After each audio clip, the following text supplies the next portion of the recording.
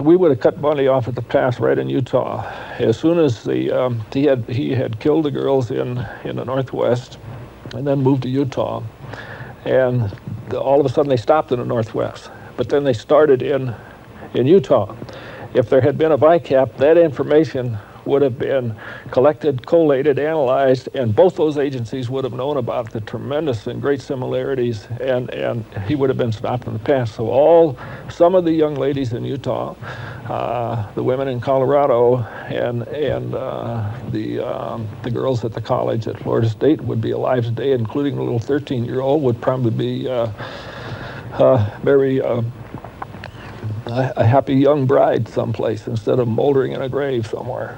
But she'd be going to a Valentine's dance next month. She'd probably be married by now. She'd probably have children. This evil man came to our community and took it all away from her. It's rough for him because it still bothers him. And that he can't do nothing about it, what happened to his daughter, but he would like to. I'm not sure anyone knows how he got in. All the girls left their individual rooms unlocked. Of course, nothing like this had ever happened before, and we had no reason to be afraid for our safety. The doors were locked downstairs, so he just walked in, I guess. I don't remember anything. I woke up in the hospital room 2 days later. We will never turn it off. After a few years, we said we wouldn't turn it off. Yeah, now it's kind of a memorial. It will burn forever. I think every time his name comes up, and the appeals he gives and everything, just reopens, rehashes the whole thing. You relive the whole nightmare again from start to finish, continually. And so I want him to be executed, done away with, so that we don't have to hear his name anymore. We don't have to relive these horrible memories. We can all get on with our lives. I'd want to ask him why he killed my daughter and what he did with her, where he put her body. Having her body is extremely important. And 3 years ago, we did put a marker in for her. So we do have a headstone at the cemetery where we can take flowers and honor her, but there's still no body there.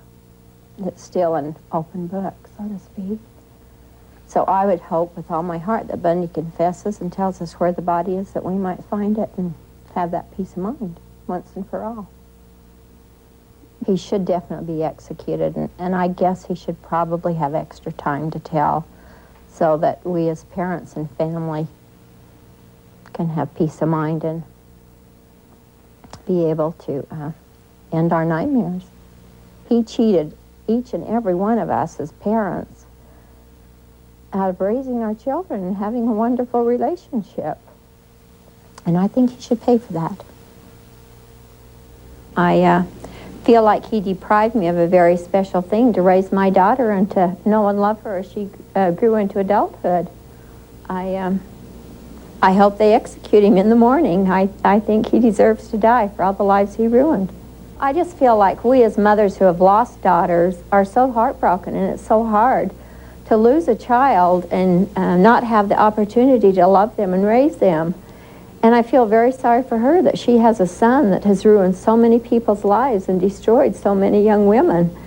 And I would imagine the anguish she's going through now as he's confessing to all these murders and the heartbreak that she has to live with. I find myself even now when I'm in a crowd looking for her.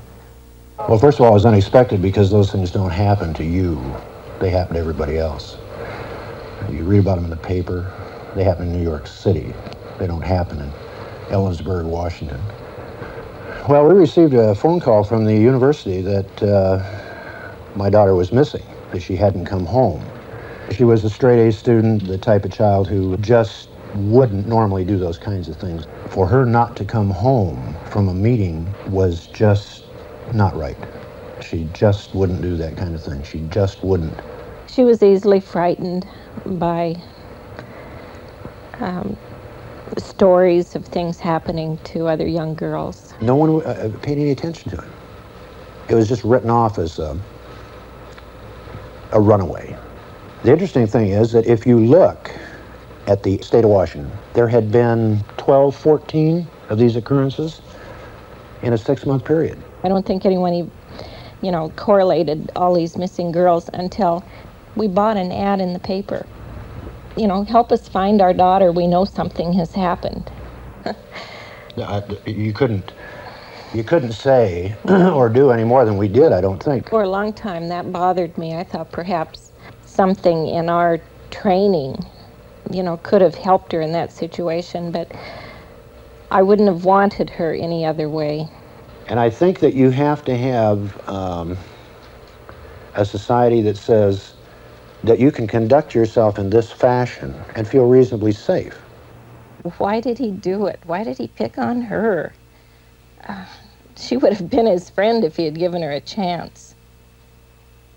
I've said from the very beginning that somewhere there was a mother with a hurt deeper than mine. And I'd rather have my daughter than that son. We still don't believe it. It just can't be. I keep shaking my head day after day, saying, how can this be? Because our son is the best son in the world. A very normal, active boy.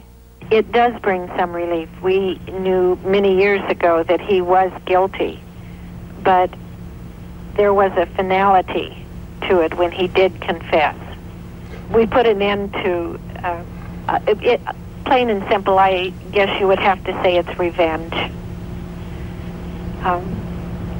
We'll be able to see her murderer punished.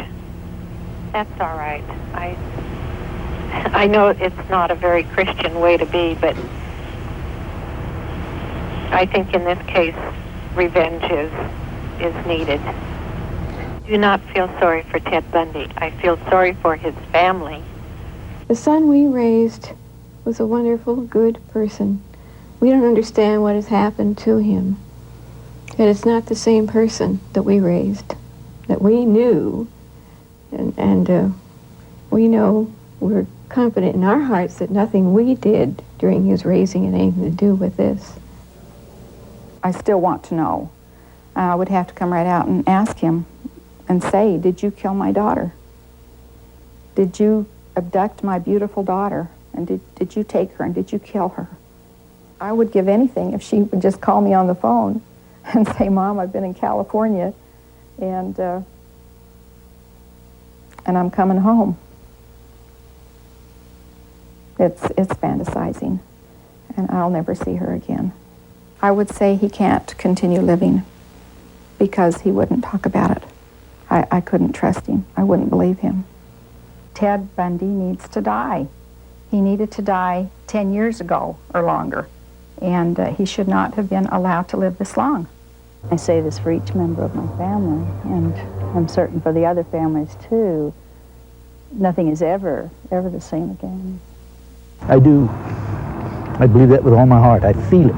And I really think he's a psychopath, and I think that he will murder another girl, and I think the death penalty is a deterrent, and I'm very pleased that that jury had enough guts to recommend it. All I can think about is what he did to her, what were her thoughts, how long did she suffer. And those thoughts are with me all the time. She left for the picnic with her friends, and about 9 o'clock that night, I saw that her boyfriend came up pulling in her car.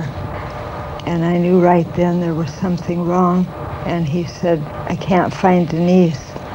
He said the picnic was over with for a couple of hours, and he had been looking all over for her and couldn't find her. I knew that Denise just would not disappear like that for any reason at all. Well, I feel sorry for them in a way, and then in another way, I feel that they should have seen something in his eyes or something somewhere about him to give them a clue that something was wrong. I feel that my life has been completely destroyed. For everything he did to the girls, the bludgeoning and the strangulation, humiliating their bodies, torturing them.